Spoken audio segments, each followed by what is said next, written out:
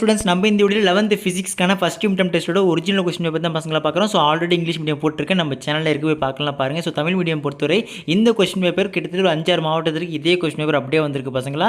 இன்னும் எந்தெந்த மாவட்டத்தில் எக்ஸாம் நடக்காமல் இருக்கும், ஸோ அவர்களுக்கு நிச்சயமாக இந்த கொஸ்டின் பேப்பர் வரலாம். அப்படி இல்லை என்றால் இந்த கொஸ்டின் பேப்பர் வந்து ஒரு 60 to 70% ஆஃப் கொஸ்டின்ஸ் அப்படியே ஒரு கேட்க வாய்ப்பு இருக்குது.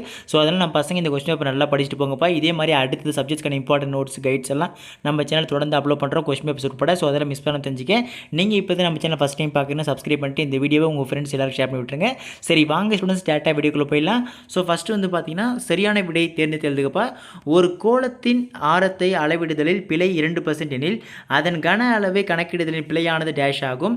செகண்ட் ஒன் ஈர்ப்பியல் மாறிலி ஜியின் பரிமாண வாய்ப்பாடு டேஷ் ஆகும். தேர்ட் ஒன் கீழ்கண்ட இணைகளில் ஒத்த பரிமாணத்தை பெற்றுள்ள இயற்பியல் அளவுகள் டேஷ். ஃபோர்த் ஒன் கீழ்கண்டவற்றுள் அதிக முக்கிய எண்ணூறுகளை கொண்டது எது. ஃபிஃப்த் ஒன் ஓர் ஒளியாண்டி என்பது டேஷ் ஆகும். சிக்ஸ்த் ஒன் துகள் ஒன்றின் திசை வேகம் v = 2i + t² j - 9k vector எனில் t = 0.5 வினாடியில் அசத்துகளின் முடுக்கத்தின் எண் மதிப்பு யாது. செவன்த் ஒன் பின்வருவனற்றுள் எது ஓரலகு வெக்டார். எய்த் ஒன் துகளொன்று எதிர்குறி திசை வேகத்தையும் எதிர்குறி முடுக்கத்தையும் பெற்றுள்ளது எனில் அதன் வேகம் டேஷ் ஆகும். நைன்த் ஒன் பொருள் ஒன்று u ஆரம்ப திசை வேகத்துடன் தரையிலிருந்து செங்குத்தாக மேல் நோக்கி எறியப்படுகிறது, அப்பொருள் மீண்டும் தரையை அடைய எடுத்துக்கொள்ளும் நேரம் டேஷ் ஆகும். டென்த் ஒன் பின்வருவனற்றுள் வெக்டார் அளவு எது. ஓகேங்களா. ஓகே ஸ்டூடெண்ட்ஸ், மேலே கூடிய 1 மார்க்ஸில் ஆன்சர் வேறு நினச்சிங்கன்னா ஆன்சர் கேளுங்க. ஸோ இதுக்கப்புறம் நெக்ஸ்ட் 2 மார்க்ஸ் தான் பசங்களை பார்க்குறோம். ஸோ 2 மார்க்ஸை பொறுத்த வரைக்கும் ஏதேனும் 5 அட்டன் பண்ணால் போதும். வினா எண் 16 மட்டும் கம்பல்சரி. சரிங்களா. 11th ஒன் இயற்பியல் அளவு வகைகளை விவரி. 12th ஒன் பரிமாண பகுப்பாய்வின் பயன்களை கூறுக. Very very important 2 marks. எதுவுமே ஸ்கிப் பண்ணாதீங்க, கண்டிப்பாக படிக்க வேண்டிய கேள்விகள் அனைத்துமே. 13th ஒன் பரிமாணமற்ற மாறிலிகள் என்றால் என்ன, எடுத்துக்காட்டு தருக. 14th ஒன் ஒரு ரேடியன் வரையறு, very very importance. 15th one vector வரையறு, எடுத்துக்காட்டு தருக. 16th ஒன் தரையில் ஒரு புள்ளியில் இருந்து ஒரு மரத்தின் உச்சியானது 60 டிகிரி ஏற்ற கோணத்தில் தோன்றுகிறது, மரத்திற்கும் அப்புள்ளிக்கும் இடைப்பட்ட தூரம் 50 மீட்டர் எனில் மரத்தின் உயரத்தை காண்க. 17th ஒன் இடப்பெயர்ச்சி மற்றும் கடந்த தொலைவை வரையறு. 18th ஒன் முடுக்கம் வரையறு. ஓகேங்களா. ஸோ இதுக்கப்புறம் நெக்ஸ்ட் வந்து பகுதி 3பா. ஸோ 3 மார்க்ஸை பொறுத்த வரைக்கும் ஏதேனும் 5 அட்டன் பண்ணால் போதும். கொஸ்டின் நம்பர் 24 வந்து கம்பல்சரி கேள்விகள். சரிங்களா. 19th ஒன் முக்கிய எண்ணூறுகளை கணக்கிடுவதன் விதிகளை தருக. ஏதேனும் 3 இருந்தால் போதுமாப்பா. 20 பரிமாணத்தின் ஒரு படி தான் நெறிமுறை என்றால் என்ன, எடுத்துக்காட்டு தருக. 21 பரிமாண பகுப்பாய்வின் வரம்புகள் யாவை. 22 மொத்த பிழைகள் என்றால் என்ன, அதனை எவ்வாறு குறைக்கலாம். 23 கோண இயக்கத்தின் இயக்க சமன்பாடுகளை எழுதுக.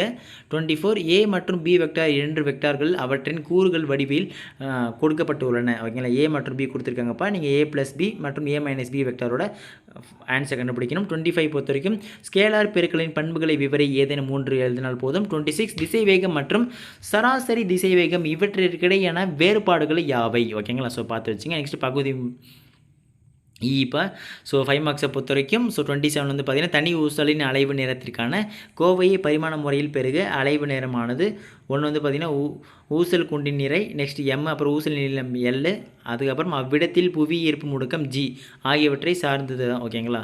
ஸோ மாறிலி மற்றும் k = 2π கொடுத்துருக்காங்க. அல்லது பின் வரும் பொருட்களின் இயக்க சமன்பாடுகளை வருவிக்கும்பா. ஸோ செங்குத்தாக கீழே விழும் பொருள் அல்லது செங்குத்தாக எரியப்பட்ட பொருள். ஸோ இந்த ரெண்டுமே கண்டுபிடிக்கணும். சரிங்களா. Very very important 5 marks. நிச்சயமாக அனைத்து மாணவர்கள் படிச்சுட்டு போங்க.